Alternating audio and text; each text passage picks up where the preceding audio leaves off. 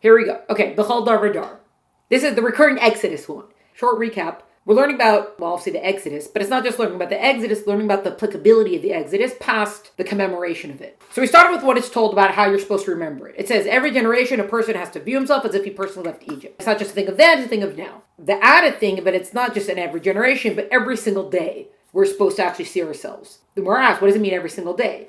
It says you have to remember it all the days of your life. Why do I say just remember the days of your life? I say all the days of your life. One explanation is that it's talking about day and night. All the days of your life is in the whole day. So you remember it at morning and at night. Side note, that's when we say Shema. We say Shema in the morning and Shema at night. There's a paragraph of the Shema that speaks about the Exodus. So we fulfill the obligation of remembering the Exodus all the day by sandwiching it. We have another thing on top of that that says, sages say that all the days of your life, it's the days of today, the present, but also the days to come, messianic times. This gives us now kind of like three levels of remembrance. One, we have the original occurrence when it happened. That was the original Exodus.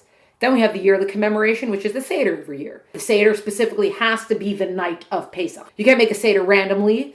That doesn't count as having commemorated it. It must be on the night of the 15th of Nisan. It must be then, when you have matzah and mar in front of you, when you're all set up for the Seder. That's when you have to tell of the story. So you have the original time, the yearly commemoration of it, and then this time's the Mashiach. Why is it like so interesting that we're talking about the times of Mashiach? Because we already see that when we talk about the times of Mashiach, there's going to be great miracles that occur. The glory and the word of God is going to be so evident to all of us. When we look at the world, we're going to see that it's the world that God spoke that came into being. We're going to see that it's the godly words and the language that brings it into being. We're going to see the truth of reality and creation and God's glory, etc., etc. So you could see where we're going with this. And then you're telling us that we're comparing the miracles of then to the miracles of the future, which seems like, okay, we're going to kind of set the new standard. So why are we still looking toward the past? So one thing is that we're originally coming out of Egypt set up the ability for exodus from exile to occur. That was the first exile the Jewish people were in, and the first exodus that occurred was our coming out of Egypt. That kind of set the stage and made it possible that other redemptions could occur.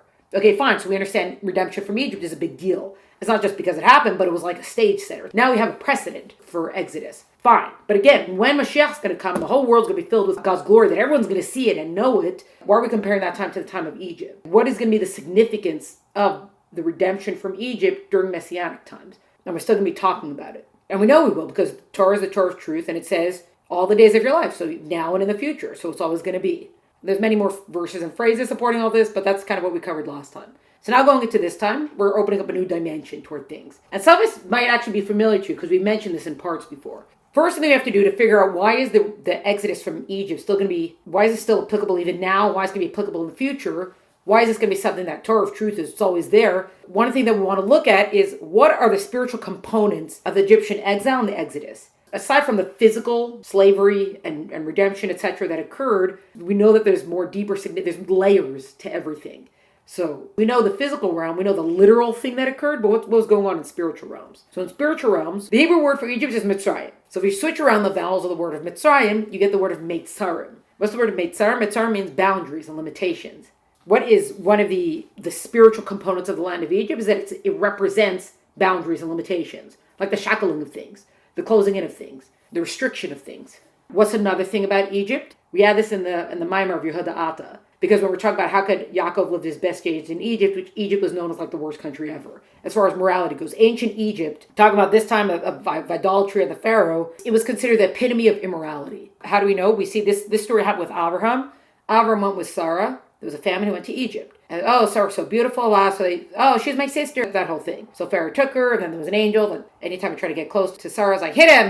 Basically, he realizes what's going on. He's like, what have you done to me? But he says, take her and go. Take your wife and get out of here. Versus, there's a story that happens not that much later with a king named Avimelech. But afterwards, he didn't say take her and go. He said, okay, take your wife and just settle wherever you want. What's the difference there? Because Pharaoh knew that my people can't be trusted. Just because I'm now, as a Pharaoh, I would never take another man's wife kind of thing. But I can't say the same for my people. Versus Avimelech lived in a different place. He knew that his people, if it's like, no, this is another man's wife, nobody touch them, they'll be left alone. So that's what we have. Why do you say she is my sister? Said I took her to myself for wife, and now here's a wife, take her and go. That's what the Torah says. Rashi's commentary, take her and go. Not like Avimelech, who said to him, here is my land before you, but he, Pharaoh, said to him, go and do not say, because the Egyptians are lascivious. They're very sexually immoral, the Egyptians. This is the one also, I think, where there's more to it, where it's like, they basically like practice bestiality with their horses and stuff. So, yeah. This is also from the Torah. So this is like the practice of the land of Egypt in which you dwelled, you shall not do. So it doesn't mean the practice that they did. So you can say, oh, like they're idolatrous, stuff like that. But it's not just talking about don't worship their gods. It's talking about the entirety of the immoral behavior. This is Rashi, like the practice of the land of Egypt, brackets, and like the practice of the land of Canaan. This verse informs us that the deeds of the Egyptians and the Canaanites were more corrupt than those of all other nations, and moreover that the Egyptians residing in that region of Egypt in which the Israelites had dwelt were the most corrupt of all. Absolute immorality that they engaged in. So now we have a very good question. All that we're talking about here, how could a place of such immorality exist in God's world? How could a place like that come to be? This is from 2 different books of the Torah that is talking about this. So it's like a recurring theme that we talk about Egypt, we're like, oh, those people. They're the absolute worst. Immorality. Remember the first time I was telling you about this, I was talking about how by the plague of the firstborn, there could have been multiple deaths in the same household because there were multiple children who were firstborns to their fathers because the Egyptian women were basically like sleeping around and stuff like that. So we're talking about a very immoral place. Again, how could a place of such immorality exist in God's world? Bear in mind, other times that we've seen a place like this, the place was destroyed, it was worn off. Sodom and Gomorrah were known for being terrible places, like Sodom and Gomorrah, and God overturned those 2 cities. Well, 5 cities, but God overturned the cities. He destroyed them completely. There's nothing there anymore. You go in Israel, you see a little sign like, here lies Sodom. Not exactly like that, but that area is done. Also with Jonah and Nineveh, Jonah went to go warn them. You may repent, ye all ye sinners, lest the Lord comes. Egypt was a powerhouse. It was an empire. It was significant. It was a big deal, Egypt. So how can you have a place of such immorality where the common practice was for women to be sleeping around or bestiality and all this kind of stuff? How can a place like this exist and God is good, God is truth, God is purity and everything like that? How could a place like this exist in God's world? And not just that, the Jewish people were stuck there. So we have a Chassidic interpretation. Egypt, which represents limitations, has a holy counterpart. Everything that exists in the world, there is I guess you could say like the positive element of it, and then there's a negative counterpart to it. Because if you remember, going all the way back to the early days of Tanya, the early chapters of Tanya, Zelu Umazeh, this opposite this, God created the world.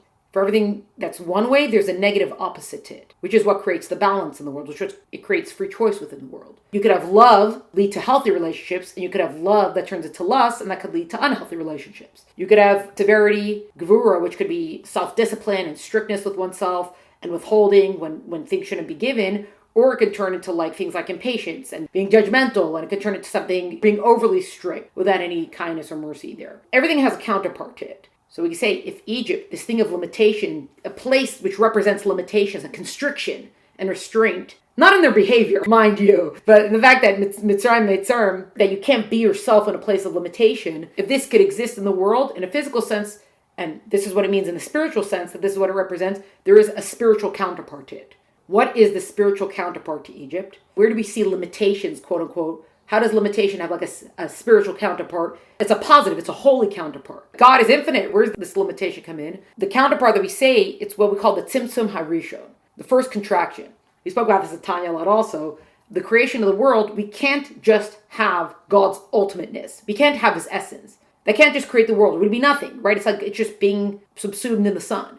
We have to have a way for that to come out. Or even that we learned also, for us to handle the sun, we need sun rays. We can't handle the sun in its raw glory. We need a removal. We need some sort of channeling of that light. So a tzimtzum we call a contraction. What's a contraction? It's a limitation of something. It's making it smaller. So think of it kind of like a laser beam. That's a very powerful light, but instead of it being all over the place, you narrow it down and you focus it down. They call it the first contraction.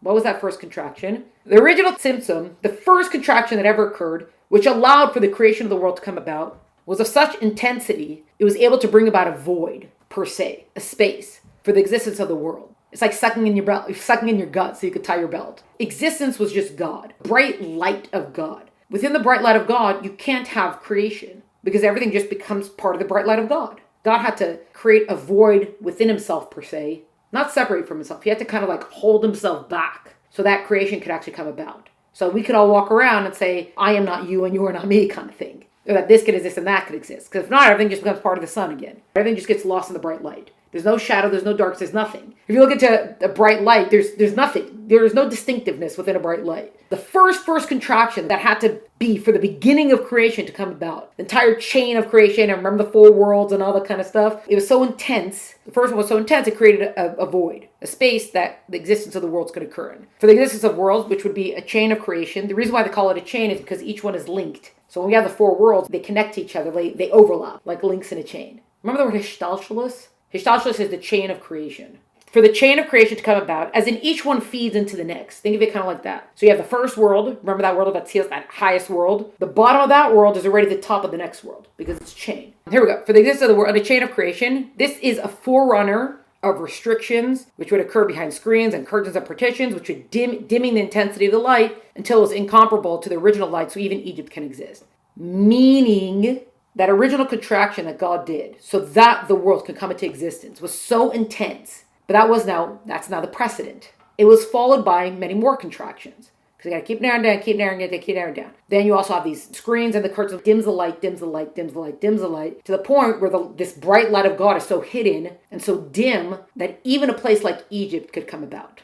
Even it can exist because all the dimming has created enough place of metaphorical shadows that a place like Egypt can now exist. So how can it exist in God's world? Well, we have to understand what the process of creation was. This whole thing of contraction, this is the first manifestation of the attribute of Gevura.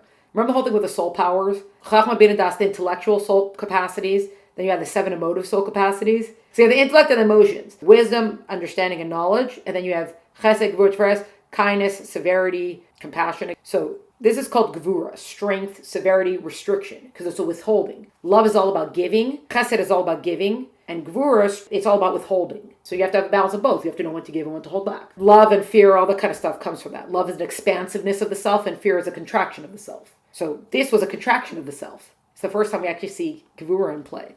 Just fun fact.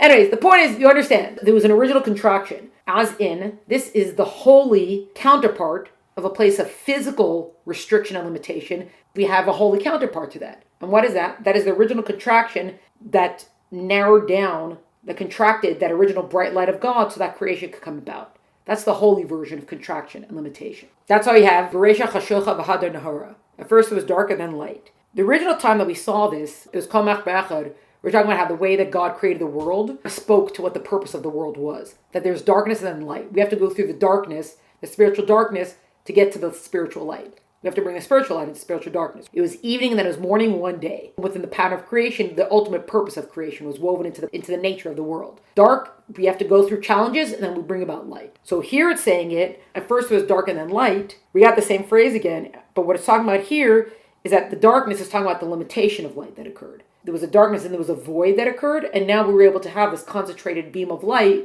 which allowed for creation to come about. The contraction is so much that we have Egypt, and remember this word klipa. We have everything that's holy, klipa, and sitra achra on the other side. So what's klipa? Klipa is a shell or a peel. We don't want the shell of the peel. Do we know if it's good or not? Well, you gotta peel it open. You gotta open up the shell. The shell or peel is something that you discard. So that's the same idea. What klipa does, it's an unwanted covering. It's an unwanted force that covers over godliness within the world. It's referred to as something that's an existence of nothingness because it's a state that's devoid of holiness. The shell that covers over godliness. All these contractions, what it came about, what is the holy spiritual counterpart of limitations of Egypt, is the contractions that came about that actually allowed for Egypt to exist, that allows for shells to cover over godliness, shells and peels to cover over godliness. So now what are we going to do with all this? Where are we going with this? This is a verse from Koheles. Koheles says Ecclesiastes. Why is that easier to say than Koheles? Like Deuteronomy. I studied Deuteronomy in the tabernacle when I put on my phylacteries. The Hebrew words of all of those are so much easier. Anyways, we have this verse from Koheles. Gat masa olam nasan b'liba. Also the world he put into their hearts. There what it means is the wisdom of the world I put into their hearts. It's talking about the Jewish people.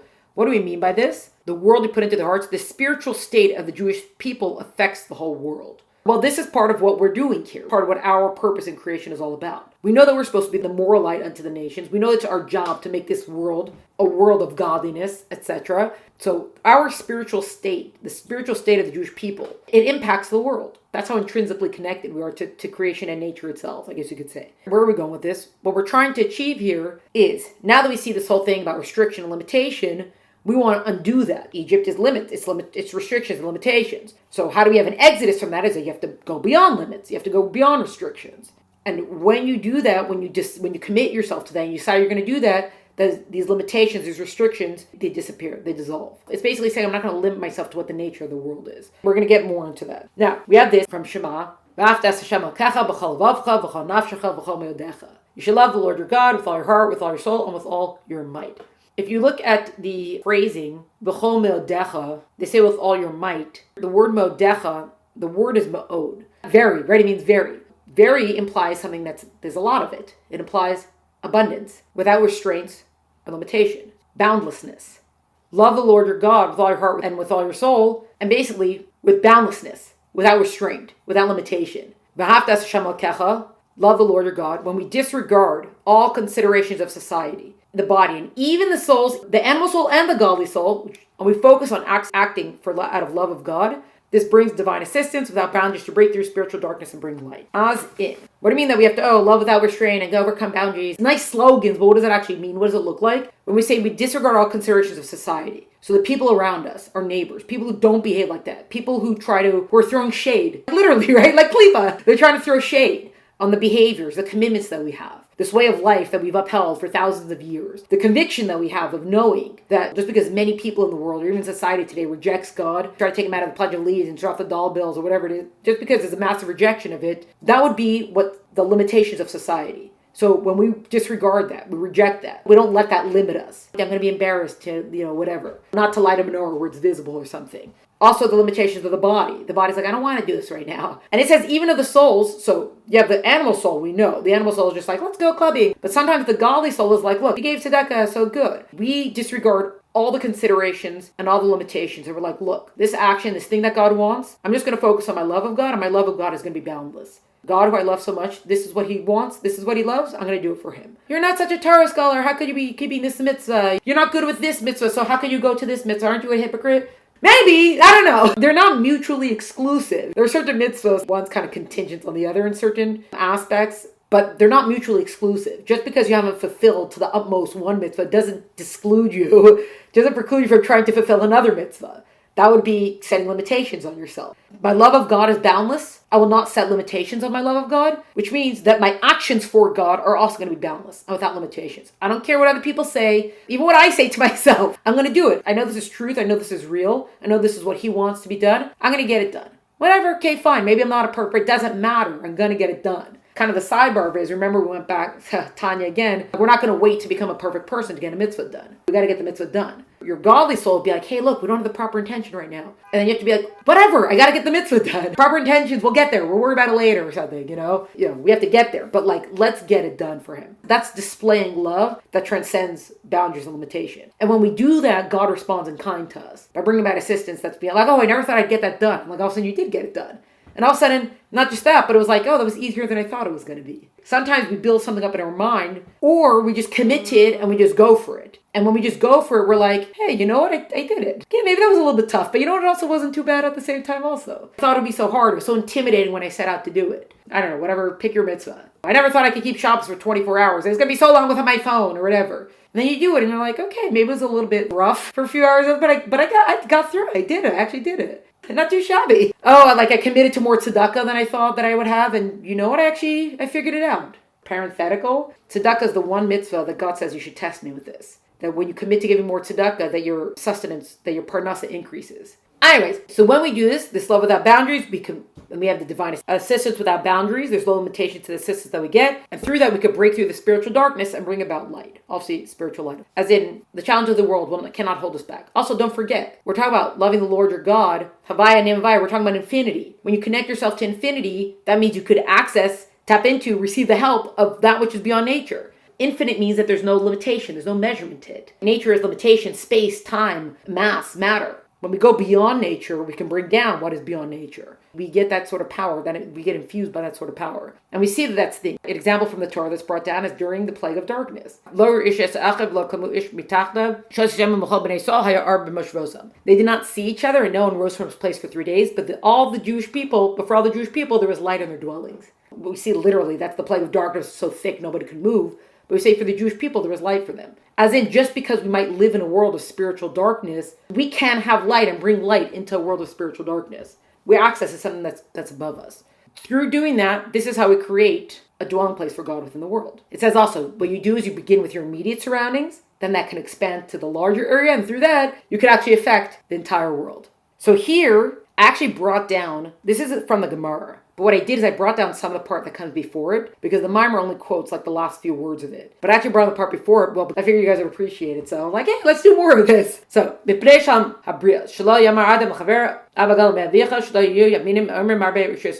this is interesting. It has this whole thing where it's talking about like court cases and a person who spills somebody else's blood. It's like you destroyed an entire world. If you save the life of a Jewish person, it's like you saved an entire world. Heard that before? Like saving one life is like a whole world. The sages are now expounding. They keep expounding upon this idea. Significance and the relevance, I guess you say, like the impact of one person, of one life. So let's go to here. The Mishnah cites another reason that Adam was created alone, which originally says the whole thing about saving a life is being like a world, because Adam was created alone, one person and the whole world was there. He was the whole world, etc. So the Mishnah cites another reason that Adam was created alone, and this was due to the importance of maintaining peace. So one person will not say to another, my father, i.e. my progenitor, my original, is greater than your father. Obviously, we all come from the same father. We're all coming from the same place. And it was also so that the heretics who believe in multiple gods will not say there are many authorities in heaven, each created a different person. God created only one person. If God would have created 5 people at the same time, you might have heretics who are like, oh look, 5 different people from where all of humanity came from, because there were 5 different gods and they each created their prototype of a man. That's one thing. Another thing is that it says God created only one, because we all come from Adam. Every single person alive today, all 8 billion of us, whatever number we're up to, we all came from one person. Adam and Chava, but even Chava came from Adam. We all came from one person. This tells us the greatness of the Holy One, blessed be He, as when a person stamps several coins with one seal, they're all similar to each other. But the Supreme King of Kings, the Holy One, blessed be He, stamped all people with the seal of Adam, the first man, and not one of them is similar to another. Adam was considered like the prototype. He is the ultimate of the created man. And we all come from him, yet we're all different. Even though we're all created in the same mold and the same image as Adam, as far as the form and the makeup of him. Therefore, since all humanity descends from one person, each and every person is obligated to say, the world was created for me. I underline this because this is actually what the maamer wants to bring out. B'shvili never olam. The world was created for me. As one person can be the source of all humanity and recognize the significance of his actions. We're supposed to say B'shvili never olam. I spoke about that in Tanya because each person has their part of the world that they're supposed to elevate. But here we're saying it, B'shvili, the world was created for me, because the same way that one person could be the source of all of humanity, you say, oh, who am I? What can I affect? Well, all 8 billion people, and many more, please God, came from him. Think of the significance of what one person's actions could be. Enough to impact an entire world. One person can impact an entire world. And of course, how can we do that? For mitzvah is a candle and Torah is the light. How do we do that? By lighting up the world. We think, oh, it's such a small light that I'm doing, this little mitzvah that I'm doing. But the small light can grow, can increase. You could bring about more lights, encourage others to light. And before you know it, your one small action, it's the butterfly effect, has lit up an entire world. The world was created for me. This is now the holy spiritual counterpart that we're talking about with Egypt. This is what it all comes to. Abundance of going beyond limitations. How can we do that? Because we see that one person, the effect that one person can have in the entire world.